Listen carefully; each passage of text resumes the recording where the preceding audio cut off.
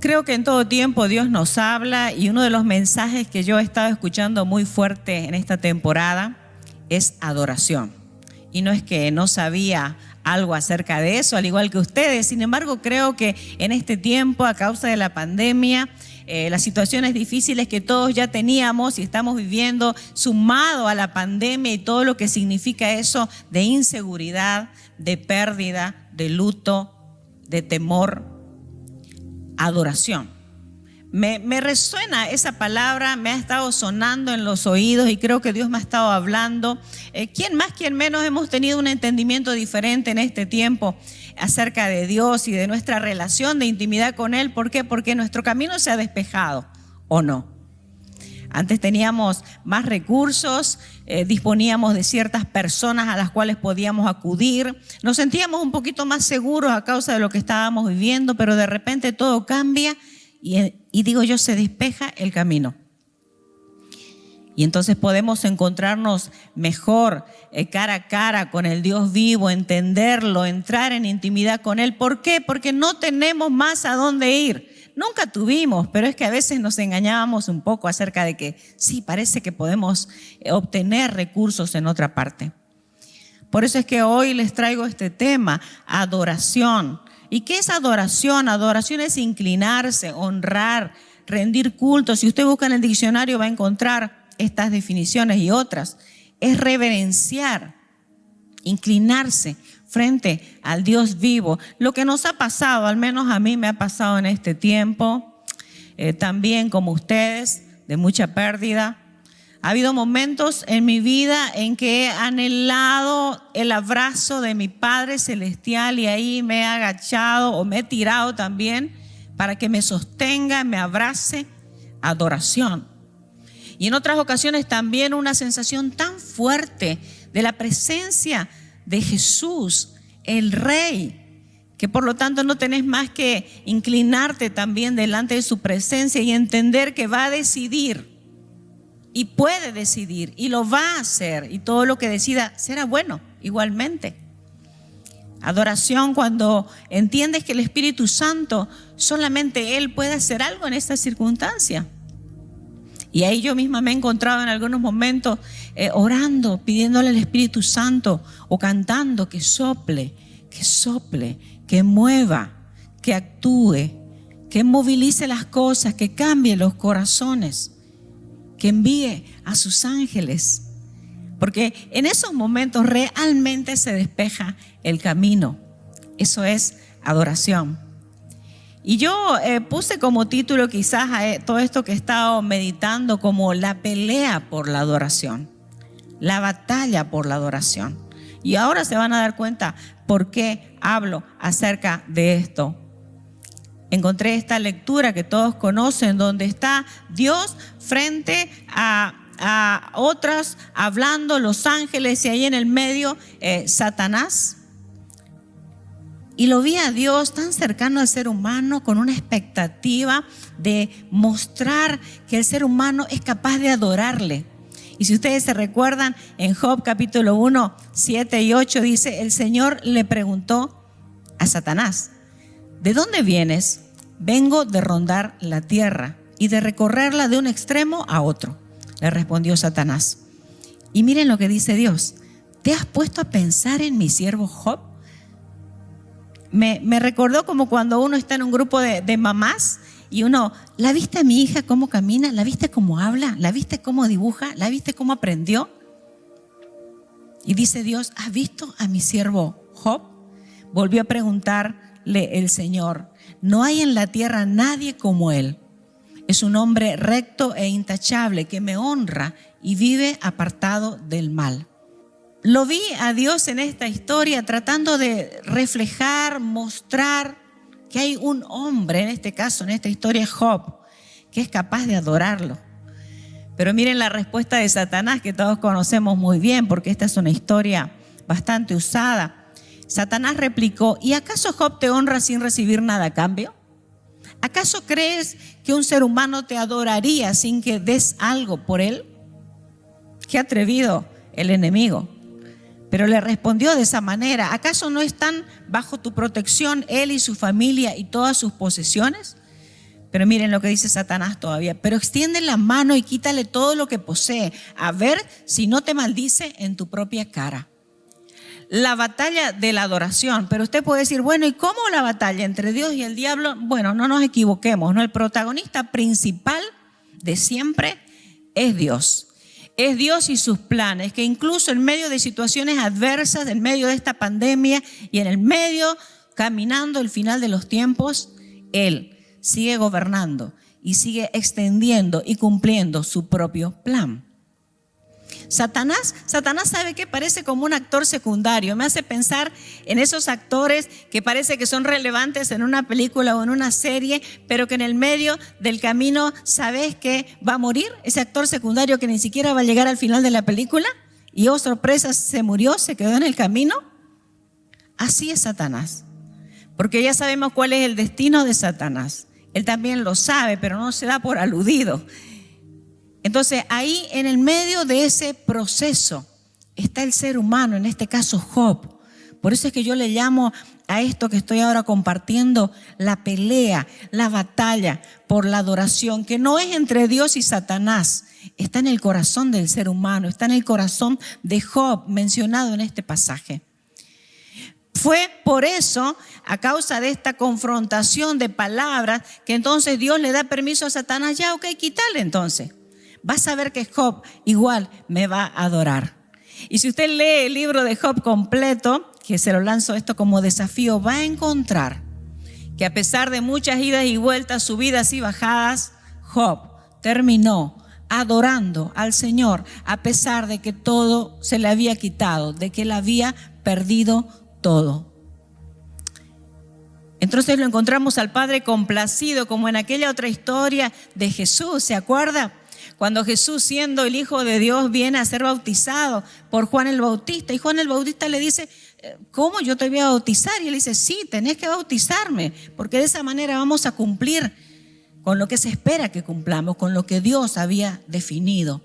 Y encontramos en Mateo 3, capítulo 3, sí, pero versículo 15, dice, después del bautismo, mientras Jesús salía del agua, los cielos se abrieron y vio al Espíritu de Dios que descendía sobre él como una paloma. Y una voz, he aquí otra vez la voz del Padre, la voz de Dios complacido con la adoración, con la obediencia. Y una voz dijo desde el cielo, este es mi Hijo amado, quien me da un gran gozo, quien me da complacencia, dice en otra versión. La batalla de la adoración, que tanto Job en el versículo anterior como Jesús, por supuesto, Jesús, el Hijo de Dios, Dios mismo, hecho hombre, reflejan que es posible darle adoración a Dios. Ambos obtuvieron un excelente resultado. Y de eso es lo que quiero ahora extenderme un poquito más en esta conversación. La batalla de la adoración. ¿Cuál es la batalla de la adoración? El corazón de la batalla es esto que Dios espera de nosotros, de que el ser humano sea capaz de voluntariamente adorarle a Dios. Que el ser humano sea capaz de adorarle a Dios, de inclinarse, de honrarle, de reverenciarle, incluso en medio de situaciones difíciles, en medio de pérdidas totales, si usted quiere. Por eso es que mencionaba al comienzo este asunto de la pandemia en la cual estamos viviendo en esta época. Y también mientras avisoramos el final de los tiempos, que cada vez está más cerca, donde seguramente las cosas se van a poner más difíciles todavía, la pelea en tu corazón y en mi corazón de la adoración. Y esa visión que no debemos olvidar, que es tan real, del Padre, esperando ver a sus hijos inclinarse delante de Él. Y Él mismo gozándose de que sí es posible que el hombre le adore a Dios. Por eso decía que es una de las cosas que más he aprendido en este tiempo. En medio de la crisis, en medio del llanto también, de la situación dramática, ahí, ¿no es cierto?, nosotros en intimidad con Dios, yo he experimentado eso, supongo que usted también, ahí buscando de Dios, anhelando a veces respuestas, a veces milagros, a veces cambios, pero de paso, ¿no es cierto?, adorando, entendiendo que pasara lo que pasara, Dios seguiría siendo bueno, Dios seguiría siendo fiel, Dios seguiría siendo quien dijo que es, y su palabra seguiría sin cambiar, y sus promesas seguirían latentes. Y nosotros pudiendo vislumbrar un poco de su hermosura, incluso aunque dijera no. Adoración. En Juan capítulo 4, versículos del 23 al 24, encontramos la definición de adoración, o el tipo de adoración, si usted quiere, que el Padre prefiere. Y la palabra nos recuerda que el Padre busca personas que lo adoren de esa manera. ¿Cuál manera? Pues Dios es espíritu. Por eso todos los que lo adoran deben hacerlo en espíritu y en verdad. Siempre me fascinó esta palabra y me fascinó también esta idea de poder descubrir cuál es esa forma de adoración, que es la única que al Padre anhela.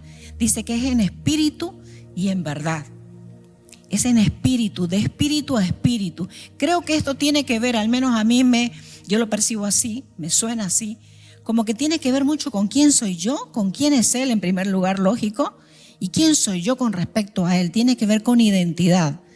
Es una adoración y una conexión que tiene que ser de espíritu a espíritu. Por eso es que la palabra del Señor habla de acomodar lo espiritual a lo espiritual. Porque no solamente es eso que hacemos, a veces nos tiramos ahí delante de Dios y le lloramos y le prometemos un montón de cosas. Y sí, en ese momento nos rendimos, un momento de adoración bastante emocional, adoración conmovedora si se quiere, muy acorde con lo que estamos viviendo, respondiendo a lo que estamos viviendo de difícil, sino que es una oración y una adoración transformadora.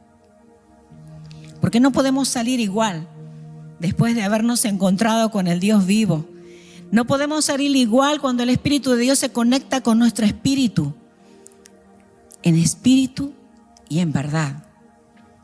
Que incluso cuando recibimos una mala noticia podemos seguir ubicados en esa posición. Yo soy hija, Él es padre, Él me ama, nunca dejó de amarme. Adoración en espíritu y en verdad. Muy entendido de quiénes somos, de qué tenemos con Él, en Él, de dónde estamos situados, pero también muy entendidos de quiénes somos sin Él. Así que la palabra de Dios dice que Él busca ese tipo de adoradores. Y yo creo que nosotros hemos tenido un vistazo de esto en esta temporada. Y los que no, yo creo que van a tenerlo pronto. Y de paso que este tema de intimidad y de adorar a Dios pasa por muchos niveles. Es todo un proceso de adoración, de aprendizaje de adoración. Para que en algunos momentos de eso también suceda con nosotros, que el Señor diga: wow, ¿has visto a mi hijo? ¿Has visto a mi hija? Es imperfecto, es tremendamente imperfecta, pero ¿has visto cómo me adora?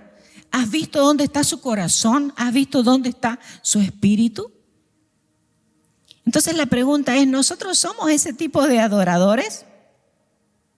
Si pudiéramos hacer una escala, ¿no?, del 1 al 10, como me gusta a veces preguntar, ¿dónde nos situaríamos en cuanto a la verdadera adoración? Esa que le agrada al Padre, esa que espera el Padre, esa que le hace sentir orgulloso, por decirlo de alguna manera, esa que es en espíritu y en verdad. Y yo encontré un modelo bonito, hay muchos en la Biblia, gracias a Dios, que hay registrado de que sí se puede. Por eso es que yo digo que esta es una batalla de adoración en nuestro corazón, donde nosotros podamos, con Dios, por supuesto, con el Espíritu de Dios en nosotros, porque de otra manera sería imposible, podamos confirmar que sí se puede adorar a Dios, que sí podemos rendirnos en medio de la tribulación, que sí podemos seguir amando a Dios y adorando a Dios a pesar de que todo nos falte, como Job. Y una de las historias bonitas también, más sencilla, pero que también muestra el corazón de la verdadera adoración, la encontramos en 2 de Samuel, capítulo 23, versículo 15 y 16, donde está David y está con los valientes de David. ¿Se acuerdan ustedes? Ese ejército que David levantó en esa temporada tan difícil de persecución, esos que ahora se los llamaba valientes, eran afligidos, eran atormentados, eran personas depresivas, personas inseguras, y de repente los valientes de David. Y algunos de ellos más valientes que los otros, unas historias espectaculares. Entonces David estaba acá con algunos de los valientes, y la historia dice que David dijo con vehemencia: ¿quién me diera a beber del agua del pozo de Belén que está junto a la puerta? Entonces tres de esos valientes, que eran unos tipazos, entonces 3 valientes dice que irrumpieron por el campamento de los filisteos y sacaron agua del pozo de Belén que estaba junto a la puerta. Se fueron en medio de los enemigos porque su líder quería tomar agua, y de ese pozo. Yo creo que David, como un suspiro, no así como que, ay, deseo algo frío. Él dijo, deseo de ese pozo, y ellos corrieron para satisfacer el anhelo, el deseo, la sed de ese hombre que ellos amaban, al cual habían acompañado, que era el líder, que les había ayudado probablemente, sí, con seguridad, a convertirse en el tipo de hombres que eran ahora. Y dice que tomaron de allí, ¿no es cierto?, corriendo peligro de su vida, y se lo trajeron a David. Pero dice que David no la quiso beber. No sé qué hubiera hecho usted, yo me lo hubiera bebido. Pero dice que David no la bebió. Yo hubiera dicho, wow, gracias, wow, no me lo esperaba, pero muchas gracias, y me lo hubiera tomado. Pero él no la quiso beber, sino que la derramó. ¿Y cómo la derramó? La derramó para Jehová, diciendo, lejos sea de mí, oh Jehová, que yo haga esto. Y miren cómo él lo interpretó: ¿he de beber yo la sangre de los varones que fueron con peligro de su vida? Y no quiso beberla, pero la derramó para Jehová. Qué espectacular. A mí la verdad que me encantó esta historia, y poniéndola en contexto, actualmente no hubiéramos hecho un papel tan bueno como el de David, porque quizás no hubiéramos percibido lo que significaba, cuál era el fondo de esta historia. Porque David la tuvo muy clara, él no era el centro de la historia. Porque él hubiera pensado equivocadamente si dijera, bueno, ellos me deben todo a mí. Pero no se trataba de él, se trataba del Señor. Quien los había empoderado no era David, era el Señor. Quien fue capaz de cambiarlos y transformarlos totalmente, esos valientes, no fue David, aunque él colaboró, pero fue el Señor. Por eso es que digo que David lo tenía claro, no se trataba de él, no giraba en torno a él. Es más, el hecho de que a él le iba bien ni siquiera tenía que ver con él y con sus merecimientos, tenía que ver con el Señor, con el favor del Señor, que él decidió derramar en ese lugar. Entonces él tuvo claro, él no se apropió de esas personas, no dijo gracias porque la verdad que, aunque no lo hubiera dicho, lo hubiera pensado, capaz yo lo hubiera pensado, gracias, por fin reconocen que a causa mía están en esas condiciones, que yo invertí de mi energía y de mi tiempo en ellos, que a causa de que yo voy liderándolos, ellos pueden ser lo que son. Pero él lo tuvo claro, no quiso beber. ¿He de beber yo la sangre de los varones que fueron con peligro de su vida? Y no quiso beberla. Adoración.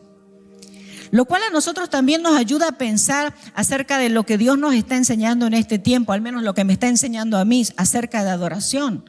Porque en ocasiones podemos poner en el altar al Dios vivo y ofrecerle adoración a Él, pero muchas veces no nos damos cuenta que ponemos nuestro ego en el altar. Incluso sirviéndole a Dios, incluso haciendo ministerio, incluso siendo buenos padres, buenos hermanos, buenos hijos, buenos amigos, incluso haciendo servicio para las otras personas, dejando huellas, si se quiere, dejando legado aparentemente en la sociedad. Pero puede ser que nuestros conceptos de adoración no estén funcionando bien, no haya esa claridad, lo cual sería bastante normal, porque todo el tiempo estamos peleando con nuestra naturaleza pecaminosa, esta naturaleza caída que todo el tiempo exige adoración. Por eso es que lo pongo así tan claro. Adoramos y ponemos en el altar, lo que ponemos en el altar es para adorar al Dios vivo, o nuestro ego quiere ser adorado. De hecho lo quiere, pero lo está logrando. Por eso es que creo que algo muy importante que podemos extraer de este tiempo y que va a ser muy útil, muy útil en las épocas venideras, las épocas difíciles que se avecinan, es entender cómo se juega esta batalla de la adoración aquí en nuestro corazón, entendiendo que el plan de Dios se va a cumplir sí o sí, entendiendo que el enemigo siempre va a estar estorbando, que aunque sabe que no va a llegar al final de la película, igual va a lanzar toda su artillería para estorbarnos. ¿Y qué es lo que va a estorbar realmente? ¿El plan de Dios? No, porque el plan de Dios se va a cumplir sí o sí. Ya está definido. Pero está estorbando ese anhelo que nosotros tenemos de adorar a Dios, y más que nada la expectativa de Dios de que se confirme aquí en la tierra por medio de nosotros de que sí es posible adorar a Dios, sí podemos voluntariamente inclinarnos delante de Dios, sí podemos escoger que se haga su voluntad y no la nuestra. En Lucas capítulo 4, versículos del 6 al 8, encontramos al mismo Jesús ahí en un lugar de tentación y siempre esa pelea por la adoración. Por supuesto que a Jesús el diablo no lo iba a vencer, pero quiero que observen que esa misma jugada es la que el enemigo y los enemigos, la carne, aquí nuestra naturaleza pecaminosa, Satanás también, el mundo en general, el sistema caído, nos hace permanentemente para que nosotros equivoquemos el camino de la adoración o extendamos a Dios una adoración equivocada, o que finalmente, sin darnos cuenta, si estamos tan despistados, terminemos adorando otros dioses que no son el Dios vivo. Entonces aquí lo vemos al enemigo tentándolo a Jesús, ¿se acuerdan? En el desierto. Y en esta parte el diablo le dijo: todo este dominio y tu gloria y su gloria te daré. Le mostró, ¿no es cierto? Todo. Pues a mí me ha sido entregado, le dijo Satanás, y a quien quiero se lo doy. A Jesús le decía eso. Bastante atrevido como siempre. Sigue siendo el mismo atrevido el enemigo, por si acaso. Por tanto, si te postras delante de mí, qué atrevimiento a Jesús. Si te postras delante de mí, todo será tuyo. Y respondiendo Jesús le dijo: escrito está, al Señor tu Dios adorarás y a Él solo servirás. Qué increíble. Nosotros sabemos que Jesús resistió muy bien la tentación, pero sabemos muy bien que la vida del Señor está en nosotros. Nosotros tenemos el ADN de Dios. El Espíritu de Dios está en nosotros y Jesús es el modelo, 100% el modelo de lo que un hombre imperfecto, una mujer imperfecta puede hacer aquí en la tierra. Por supuesto que Él no tenía pecado, pero nosotros que tenemos pecado también tenemos la solución para el pecado en Jesús. En Jesús. Nosotros vencemos en Él. La expectativa es que seamos hallados en Él. La expectativa es que cuando el diablo venga no encuentre nada en nosotros, como no encontraba nada en Jesús. Él porque era perfecto, nosotros porque somos tremendamente imperfectos, pero tenemos la sangre del Cordero que nos lava, nos limpia, nos santifica, nos purifica, nos redime, nos justifica. Somos en Él justificados. Él se ha hecho justicia de Dios para nosotros, de tal manera que ahora podemos decir con toda seguridad que estamos en Jesús. Hemos sido crucificados con Él, hemos resucitado con Él y ahora estamos sentados a la derecha del Padre juntamente con Él. Y todo está debajo de nuestros pies. Por eso es que le decía que el plan de Dios sigue vigente, el plan de Dios sigue vivo, el enemigo sigue estorbando. Pero nosotros podemos ser también los protagonistas de esta historia, no porque lo merezcamos, sino porque estamos en Él, en Jesús, el Espíritu de Dios en nosotros. Y podemos acompañar esta temporada peleando adecuadamente esta que yo le llamo la batalla por la adoración. Así que hay tentación para la adoración. Es más, la batalla principal tiene que ver con tentaciones. Somos tentados, por ejemplo, a subestimarnos o sobreestimarnos. Subestimarnos porque a veces también nos vamos al otro lado, y para mí eso no tiene nada que ver con adorar en espíritu y en verdad. Nos vamos al otro extremo y decimos, no, pero yo no soy nadie, soy un gusano. Claro que somos un gusano sin Jesús. Claro que no soy nadie sin Jesús. Claro que no sirvo para nada, soy incompetente en todo. Y como dijo Pablo, incluso lo podemos confirmar. Miserable de mí, ¿quién me salvará de este cuerpo de muerte? Pero él lo aclaró, más gracias sean dadas a Jesús. Es decir, hay una solución, ya fue dada la solución. Por eso digo que nos vamos de extremo a extremo. Nos subestimamos, por lo tanto eso no es adorar en espíritu y en verdad, o nos sobreestimamos, donde pensamos que somos nosotros y no Él.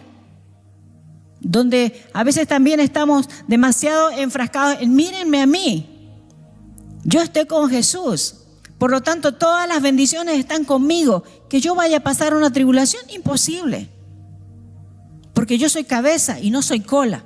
Y podemos tomar un montón de versículos también para aclarar y confirmar algo que es totalmente incorrecto, de que no vamos a pasar por dificultades. Y no es que no creamos las promesas del Señor, es que hay que tener una visión correcta acerca de la verdadera adoración. Y solamente en la verdadera adoración se conoce realmente quién es el Padre, y se puede tener una percepción, un vislumbre de sus planes y de nuestra inclusión también en sus planes. Pero somos tentados a subestimarnos, a sobreestimarnos. Somos tentados a tratar de demostrar nuestro valor. ¿Se recuerdan cuando Satanás, en esto que les estaba compartiendo hace un rato, en el desierto, tentando a Jesús? Si eres hijo de Dios, manda a que estas piedras se conviertan en pan. Si eres hijo de Dios. Y nosotros nos encontramos a veces tentados de esa manera también, a demostrar que somos hijos de Dios. No creo que me enferme. No creo que a mí me pase nada. Rechazo, reprendo, resisto. No digo que no ore de esa manera. Yo oro también así. Pero esas oraciones doctrinales que hacemos a veces también pueden estar bañadas de un concepto equivocado de la vida cristiana.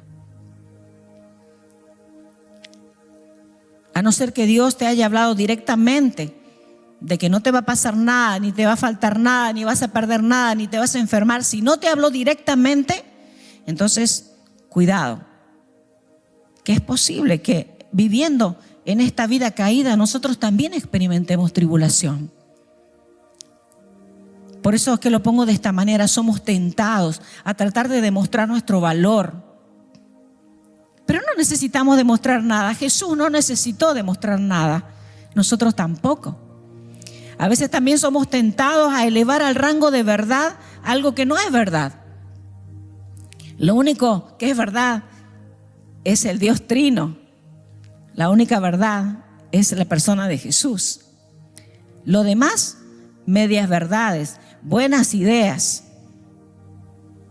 verdades temporales, si se pudiera llamar así, principios. Pero a veces somos tentados a elevar al rango de verdad algo que no lo es, una idea, un paradigma, una manera de vivir, una percepción que tenemos. Somos tentados también a adorar a un Dios que nosotros mismos creamos. ¿Y a qué me refiero? Es que a veces nos estamos relacionando con Dios de acuerdo a cómo nosotros lo hemos conocido o creído. Algunos piensan que tienen al frente un Dios perfeccionista, un Dios enojado, un Dios que no se satisface con nada. Por eso digo, un Dios que nosotros hemos creado en nuestra mente. Entonces quiero decirle en esta ocasión de que todo está a veces demandando nuestra adoración. Pero nuestra adoración solamente tiene que ser depositada ante el Dios verdadero. Porque todo nos pide adoración. Quiero decirle que, por ejemplo, las emociones buscan adoración. Los pensamientos buscan adoración. ¿Por qué digo esto? Porque las emociones a veces quieren elevarse al rango de verdad y definir quiénes somos y qué es lo que podemos hacer. A veces sucede también que nuestros pensamientos buscan adoración. No, porque las cosas tienen que ser así. Las tradiciones buscan adoración. Porque las elevamos a un rango de algo que no se puede cambiar con nada. Le ponemos una inflexibilidad a nuestras ideas. Y eso es adoración. Por eso digo yo que todo busca adoración. Es una batalla por la adoración. Las necesidades suyas y mías también buscan adoración. Estoy sola. Y entonces toda mi vida se define por esa soledad. Me siento herida. Las heridas buscan adoración. Me ofendieron. Nunca pensé que esta persona que tanto amaba me responda de esta manera, me trate de esta manera. Las heridas buscan adoración. ¿Por qué lo pongo de esta manera? Porque ponemos todas estas cosas en un altar y no nos damos cuenta, y a veces estamos dejando que esto defina nuestra vida, y es como que si Dios no pudiera hacer nada frente a esas cosas. Porque las emociones buscan adoración, los pensamientos buscan adoración, las necesidades y vacíos buscan adoración. Yo merezco tener un compañero, yo merezco tener una compañera. Yo merezco tener esto o aquello, o lo necesito. Y entonces dejamos que nuestra vida, nuestra actitud, todo quede definido. Las victorias buscan adoración. Cuando hacemos algo bueno, estamos buscando también adoración. Y bueno, estamos siempre tratando de que las demás se relacionen con nosotros en base a eso bueno que hacemos, en base a eso bueno que tenemos. Yo estuve repasando una historia que es bien interesante. Ahora, por cuestión de tiempo, no la voy a repasar toda, pero ustedes la conocen y pueden buscarla también en el libro de Jueces, la historia de Gedeón. ¿Se recuerdan? Pues Gedeón era un hombre, póngale, común y corriente, pero Dios lo había escogido para liberar al pueblo de la opresión de Madián. Y bueno, mientras Gedeón estaba en la parte previa, antes de ir a ese llamado, él ni siquiera creía en sí mismo. Ustedes van a ver la historia, que la historia habla de que él le puso como unas pruebas al Señor, varias ocasiones, como unas 3 pruebas, como para que el Señor le confirme. Se parece tanto a nosotros, que escuchamos a veces a Dios, pero no lo queremos creer. Queremos que nos reconfirme. Era voz de Dios, pero nosotros insistimos porque nos sentimos inseguros. Era un hombre vulnerable. Por eso toda esta historia que les estoy contando en esta mañana acerca de la pelea de la adoración es con hombres y mujeres imperfectos. Gedeón era uno de ellos. Pero Dios lo fue preparando para ese proceso de obedecerle. Incluso hubo un momento en que le pidió que destruya los altares de su padre. Era un hombre tan común como nosotros, que a veces tenemos herencias que vienen de nuestros padres, porque muchos en nuestra genealogía no han adorado al Señor. Incluso algunos creyentes que han estado entre nuestros antepasados no han adorado bien al Señor. Y entonces a Gedeón le pidió Dios que destruya los ídolos de su padre. Y él lo hizo, pero miren, era tan inseguro que destruyó esos ídolos de noche, porque no se animó a hacerlo de día. Pero Dios preparando a ese hombre para hacer su voluntad. Lo escogió. No lo rechazó, pudo haberlo rechazado, porque qué imperfecto, miedoso, inseguro era Gedeón. Pero sin embargo lo escogió para liberar al pueblo de Madián. Pero quiso enseñarle también a él, como en muchas otras historias de la Biblia, de que no se trata de nosotros, no se trata de vos, Gedeón, se trata de mí, dice el Señor. Y entonces cuando estaban por enfrentar una batalla y tenía Gedeón su ejército, el Señor empezó a disminuir el ejército de una manera increíble hasta que quedaron 300 frente a todo un ejército poderoso. En Jueces capítulo 7, versículo 7 encontramos: entonces Jehová le dijo a Gedeón: con estos 300 hombres que lamieron el agua, porque hubo varias estrategias para ir filtrando a quienes se quedaban y quienes se iban, con estos 300 entregaré a los madianitas en tus manos, y váyase toda la demás gente, cada uno a su lugar. Lo que el Señor quería demostrar una vez más en esta historia es que Él es el centro. Es que Él es el centro. El único que da las victorias es Él. Al único que tenemos que adorar es a Él. El único que escoge hombres y mujeres imperfectos y que los hace posibles, que les da potencial para hacer algo, es Él. No se trata siquiera de la persona que escogió, se trata de Él por medio de esa persona para cumplir ese plan. Y siempre con la expectativa también de que esa persona decida voluntariamente adorarle. Así que claro, aquí con 300 entonces le dio la victoria a Gedeón. Y bueno, frente a esa victoria y otras victorias, destruyó realmente y la opresión que estaba sufriendo el pueblo del ejército de Madián. Entonces el pueblo se volvió hacia Gedeón, lo mismo que hacemos nosotros cuando vemos a alguien que hace algo que nos asombra, nos ayuda, nos impacta. Y entonces vemos a la persona y no vemos a Dios. De vuelta a la batalla por la adoración, no solamente para el protagonista de la historia, en este caso para Gedeón, sino también para todos los que le seguían. Y en Jueces capítulo 8, versículos 22 al 23, encontramos a los israelitas que le dijeron a Gedeón: sé nuestro Señor. ¡Wow! Sos lo máximo, Gedeón. Entonces vení, gobernanos. Sé nuestro Señor, tú y tu hijo y tu nieto, pues que nos has librado de mano de Madián. Mas Gedeón respondió: miren, aquí un momento de lucidez espiritual, un momento de adoración. Gedeón respondió: no seré señor sobre vosotros, ni mi hijo os señoreará. Jehová señoreará sobre vosotros. Me gustó esta parte, como digo, un momento de lucidez, un hombre débil, imperfecto, pero entendió que la verdadera adoración implica honrar a Dios, reconocer quién es Él, inclinarnos delante de Él. Pero la historia no termina ahí con Gedeón, porque después de hacer algo tan brillante, tanto entendimiento acerca de la batalla de la adoración, y tener una actitud como la que acabamos de leer, le pasó algo como nos pasa a nosotros. En un momento nos despistamos. Yo le decía eso al Señor en esta temporada, después de haber tenido unos encuentros de intimidad con Él espectaculares en medio de la prueba. De verdad, haberme deleitado de su hermosura, haberme rendido realmente bajo su señorío. Y unas semanas después le decía al Señor: Señor, no permitas que me olvide. Porque me di cuenta que soy tan fácil de olvidar, que en un momento puedo perder de vista aquello tan importante, y esa es mi naturaleza débil, pecaminosa. Así que cuando lo veo aquí a Gedeón, ¿qué puedo decir? Si me parezco un poco, y si no fuera por la presencia del Señor y la ayuda del Espíritu Santo, el poder de su fuerza, quizás haría lo mismo.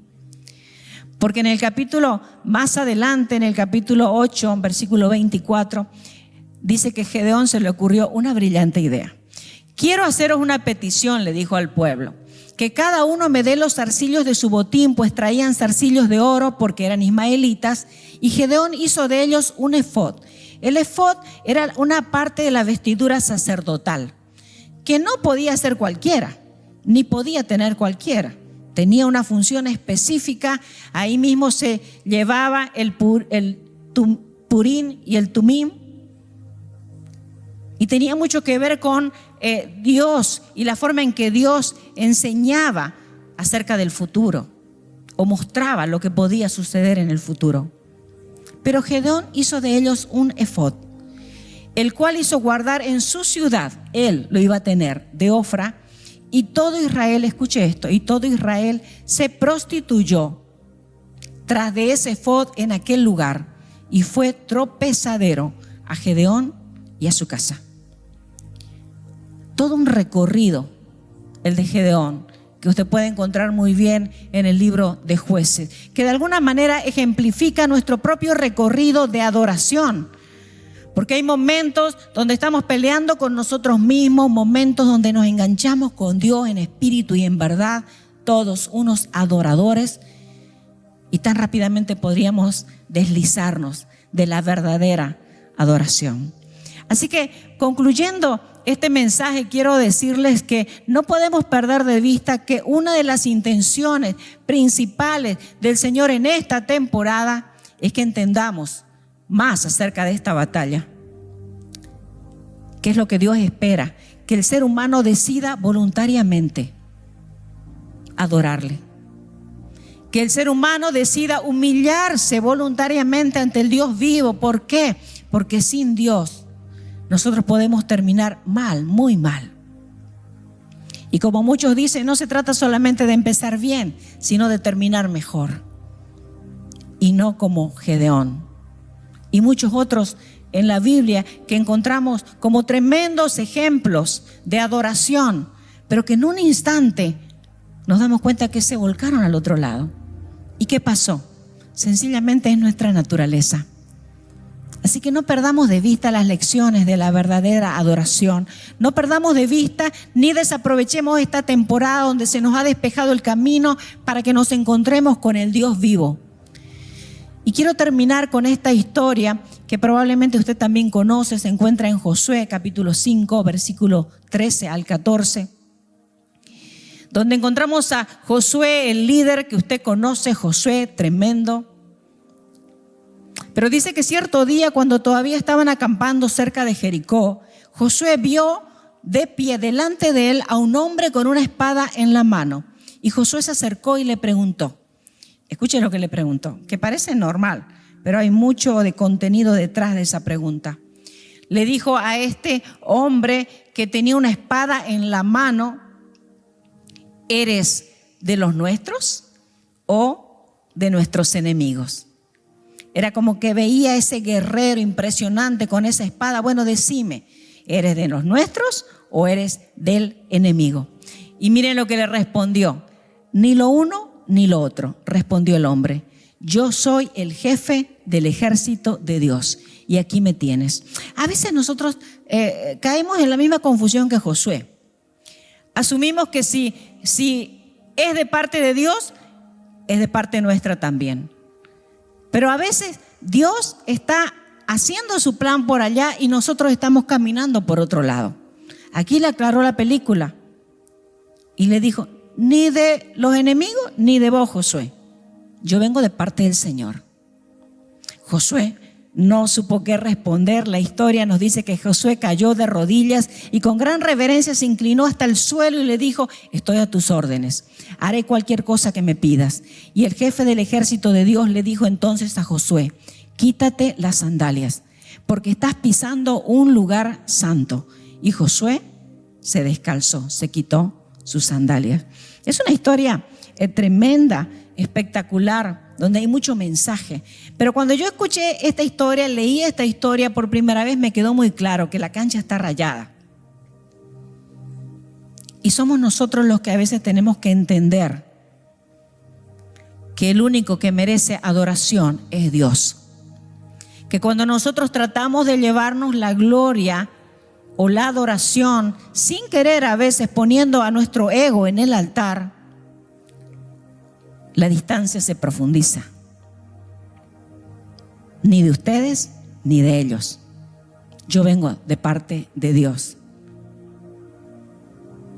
Entonces, de esa manera Dios nos está diciendo: ojo, yo soy quien te doy la posibilidad de incluirte en mis planes. Pero yo sigo siendo Jehová, yo sigo siendo Dios. Y tú todavía hay una distancia con respecto a mí, que solamente la puedes cruzar porque yo mismo hice algo al respecto para que la cruces. Y en cuanto a nosotros, es enviar a Jesús para que nosotros podamos acercarnos al Padre. Así que hay mucho mensaje en esto acerca de la verdadera adoración. Y quiero que ahora, al cerrar, habiendo hablado todo esto, dando varios ejemplos, compartiendo un poquito de mi propia experiencia también, todos nos inclinemos frente al Dios vivo, al Rey de Reyes, al Señor de Señores. Quizás hemos estado tomando de alguna manera como propio algo que solamente le pertenece a Él. Quizás hay otros que se han estado subestimando sin entender siquiera la verdad de que el Dios que está en los cielos se haga cercano a nosotros y nos dé acceso a su presencia, y más que eso, ponga su vida en nuestra vida. Quizás hay algunos otros que han estado adueñándose de lo de Dios como si fuera de ellos y esperando incluso que otros también vean a Dios en ellos, pero en realidad el ego es lo que ha estado en el altar. Yo no sé en qué condición se encuentra usted. Quizás como yo ha pasado por todas esas etapas y otras para que en esta temporada Dios venga y nos enseñe la verdadera adoración. Así que yo le animo a que usted incline su rostro ahí donde está. Póngase en posición de adoración. Su mente, su corazón, todo su ser, su cuerpo, si puede. Yo encontré que una posición para mí de adoración es en el suelo. Completamente tirada en el suelo. Y bueno, nadie me ha visto, ni siquiera en mi casa, mis más cercanos, porque siempre busco un lugar donde no hay nadie o un momento donde no hay nadie. Les cuento que incluso tuve oportunidades que lo hice en el baño, apenas entraba, pero lo hice ahí.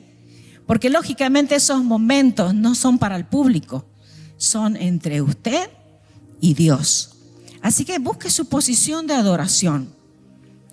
También puede tener una posición de adoración bien parado, porque hay muchos que se tiran al suelo y se arrodillan, pero no están adorando realmente. Incluso a veces están mostrando algo que no hay realmente en su corazón. Así que no sé cuál es su posición. Pero vamos a entregar nuestras vidas al Rey de Reyes, al Dios eterno, al Padre eterno, al Señor de señores, al Espíritu de Dios, del Dios viviente. Así que ore conmigo y puedo orar así. Padre, Señor, ¿qué te podemos decir, mi Dios? Nos inclinamos delante de ti en este momento. Yo me inclino delante de ti. Yo me inclino delante de ti, Señor.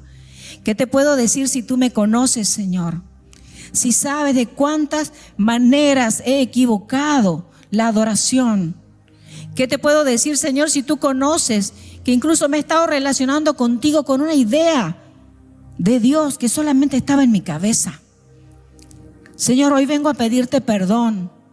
Perdóname, Señor, perdóname porque incluso me he estado relacionando contigo en base a lo que necesito, a lo que creo que merezco. Perdóname, Señor.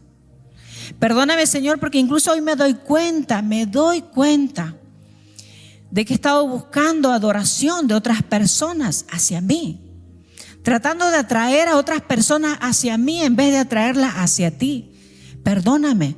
Y si es su caso, incluso puede decirle al Señor, si aquí hay algún líderes escuchando esto, que sin querer se ha tratado de adueñar de sus discípulos, de sus seguidores, de su equipo, olvidándose que son del equipo del Señor, discípulos de Él, seguidores de Él en primera instancia.